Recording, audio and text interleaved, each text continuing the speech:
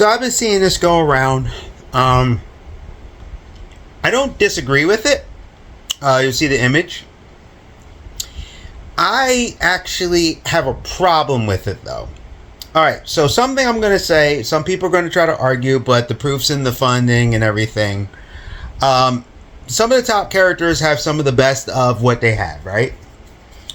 The number one superhero when it comes to merchandise sales, just media, the push, and everything, it's Spider-Man.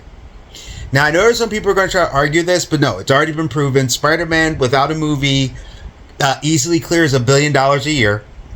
There is an actual list. I think I talked about it before on my channel, actually, at some point. Batman, I think, does 400,000 merchandise-wise or something like that. Like, there is an actual list. If you Google it, it's like not even close. I think Batman at its highest is between 400 and 500,000 merchandise sales. Still very good. But, like, Spider-Man clears $1 billion. This is without movies. Superman's number 3.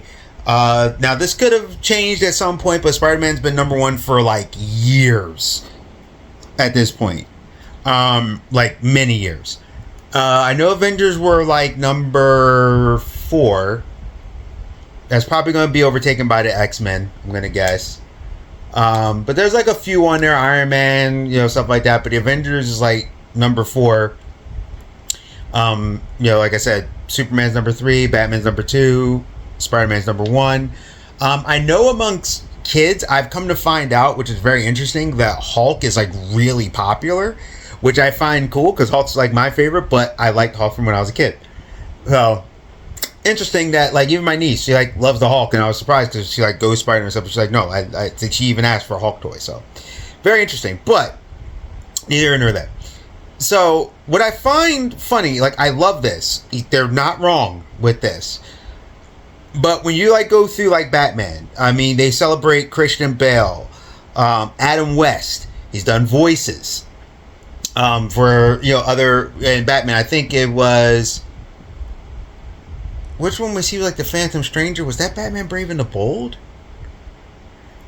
It might have been Batman Brave and the Bold, but I remember he was like a voice, and I think he was the voice of the Phantom Stranger. Oh, and the other one, he was the Grey Ghost in the animated series. But I think he was I think it was Batman Brave and the Bold, and Batman was like a This Is Your Life episode or like something, and I do remember I think he was like Phantom Stranger. You got Robert Pattinson. A lot of folks like Robert Pattinson's Batman. I think he's a pretty good Batman. I can't wait to see how he evolves from where he's at. You got Ben Affleck, to me, who has the best looking Batman suit, period. Not a bad Batman. You got Keaton, who now in more recent history is a lot of people's favorite, which is very funny because at one point he wasn't. I'm not mentioning a lot of voice actors, but because Shamik Moore is one on here, I will mention one who, for a lot of people, he is the quintessential, but he did do a live action Bruce Wayne and kind of a Batman when he was hurt, so I'm not gonna, so he does count, and that is Kevin Conroy. Besides the fact that he's still, to me, probably the best voice of Batman. There's been a few good ones, but he might be number 1, and I think most people will agree. If Kevin Conroy just did every Batman voice over, I don't think most people would care. But you gotta give other people opportunities too. The Arkham series alone, like, he was fantastic. But he did do it in the crossover where he played an older Bruce when Batwoman went to go see him, and this Bruce like took out all the superheroes, and it was the big DC, Crisis on Infinite Earths thing. Val Kilmer, who is in one of my all-time favorite Batman films ever, which is Batman Forever, which is funny that people clown on Batman Forever, but if you go back, Batman Forever, they even had like McDonald's stuff, where it was like the fries and stuff, the packaging was actually people from that movie. Two-Face, Riddler. The other funny thing is people were like, oh, Batman Forever sucks now, but no, back then it outperformed heavily the first 2 Batman films. And to me, it was good because it had the right balance of dark and light, and it kind of played up a little bit. But, I love Batman Forever, and I don't care what anyone says. Batman Forever, to me, is still one of the best. You have David Mazouz, the kid from Gotham. He did dress up as Batman, and he was Bruce Wayne, so I'm going to count him. You got the old school with Lewis Wilson, as well as George Clooney, which is in my least favorite Batman film. But at the same time, all these characters get love. We've seen them recently. Spoiler alert, like, George Clooney's Bruce showed up in the Flash movie as that. We saw Michael Keaton's one on that particular Earth and things like that. Then you got Superman. You had Kirk Allen. I think that was his name. I think his name's Kirk Allen. I'll have the images up here and stuff, but if I remember correctly, I think the original before George Reeves, because then you have George Reeves, who was very celebrated. He was Superman and I Love Lucy. Then you got, of course, Christopher Reeves, who for a lot of people is the GOAT. I do think Christopher Reeves is amazing as Superman, or was amazing. Also in the sense that he kind of really helped shape Clark Kent. Dean Cain, who I thought was a very good Superman, and the first mixed Superman, Asian, white. He's kind of turned into a jerk in recent times. I met Dean Cain a while ago. He was very, very nice when I met him, but yeah, he's kind of done some jerky things since he's kind of leaned more into his political views. Not even saying on which side it is. It's just I've noticed a little bit more of it, which I'll talk about that in another video. Tom Welling, of course.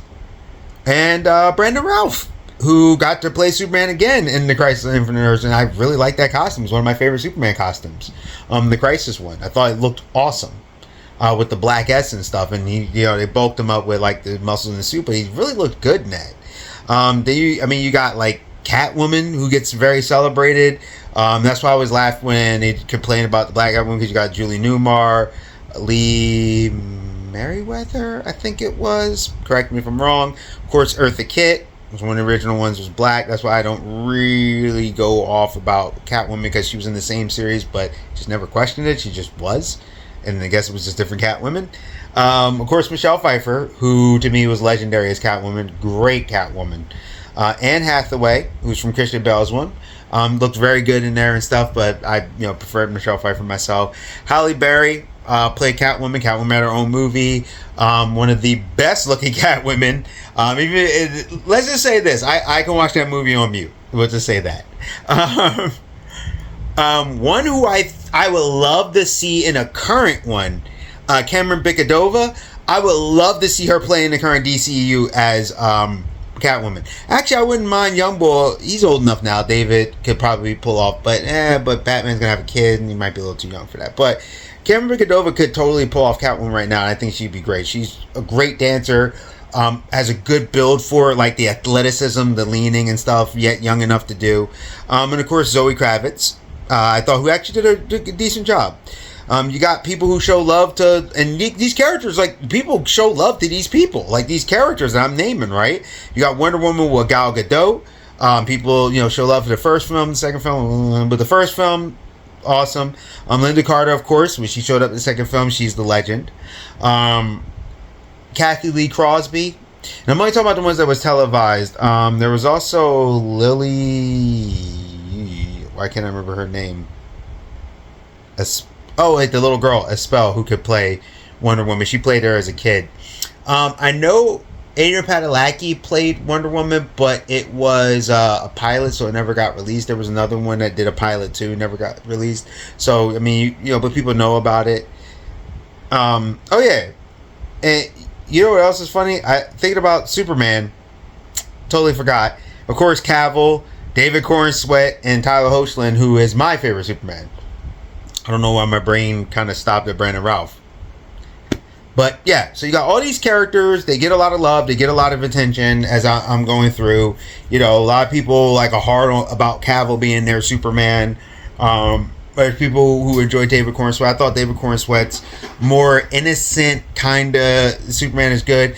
To me, Tyler really captured the balance of he's still a geek. Like when he did I call this the Kelso run. Like I love that about him, but he's aggressive when he needed to be. And I really liked his Superman balance of being a good guy and wholesome, but he kind of went off when he needed to. So a little bit beyond Silver Age and the Golden Age kind of level, but not full New 52. Like Cavill was more New 52 level-ish, and I like Cavill a lot. So you got all these guys, right? So then you get the Spider-Man.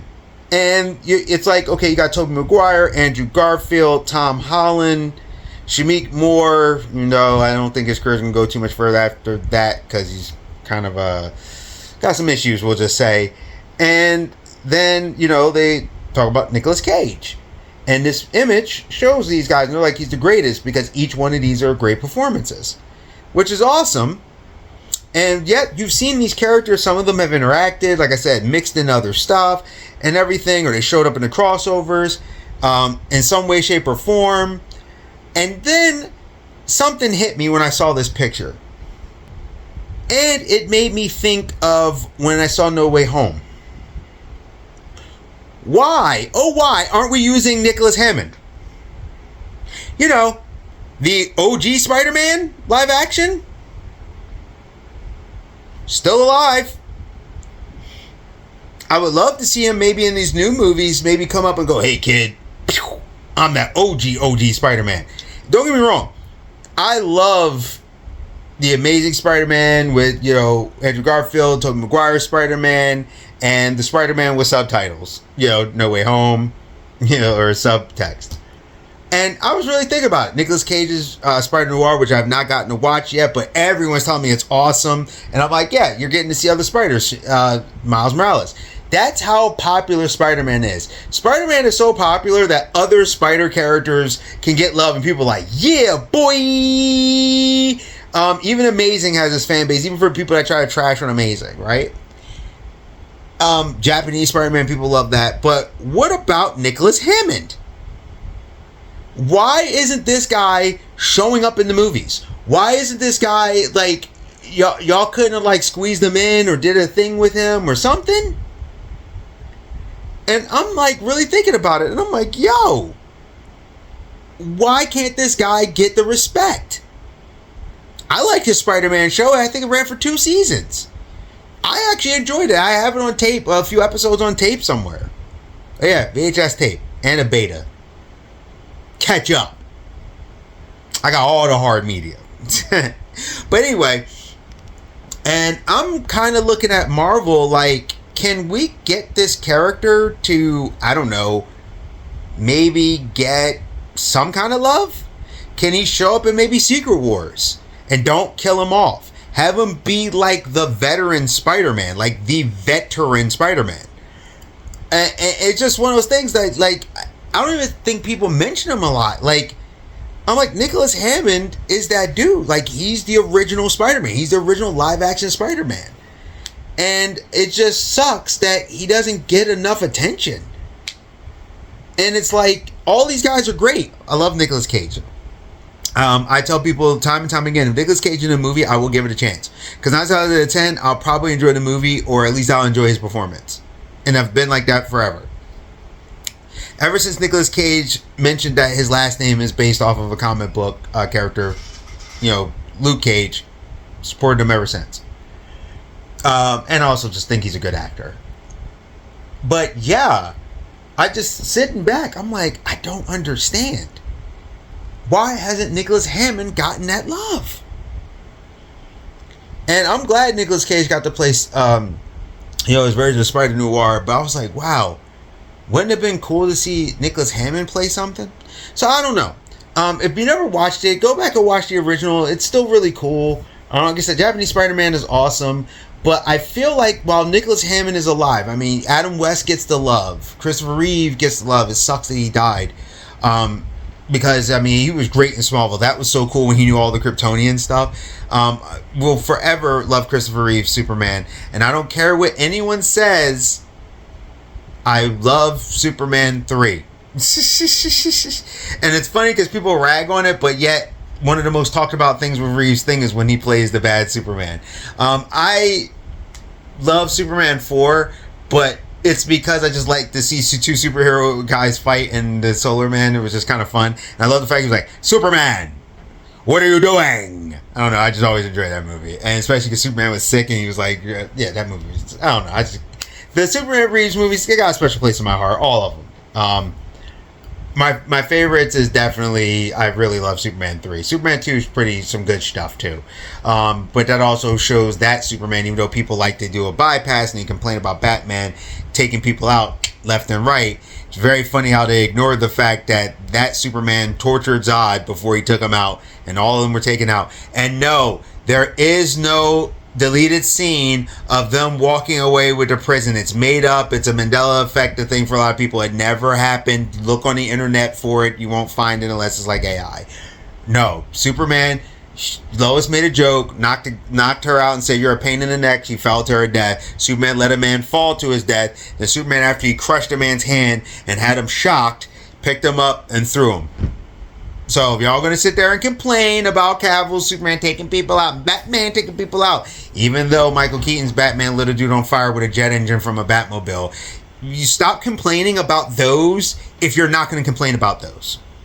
I can't stand when people do that. And I've had people try to argue and be like, well, it's okay because I liked it. I don't care if you like it. It's hypocritical. If you're gonna complain about that, complain about that. But anyway, that's neither here nor there. The whole thing is that I would like Marvel to give Hammond some damn love, okay? Tell me what you think. He should show up in the movie. He should do some cool stuff. He should not be dead. And he should come back later as a mentor to Peter. Key protagonist, you stay safe, you stay healthy, stay real. I just wanted to put that out there. He should get in the MCU. He should be in Secret Wars. They should be having Hammond do more often. As a matter of fact, give him a movie. Like a special Marvel presentation or whatever they call it. Alright? And I'll see you.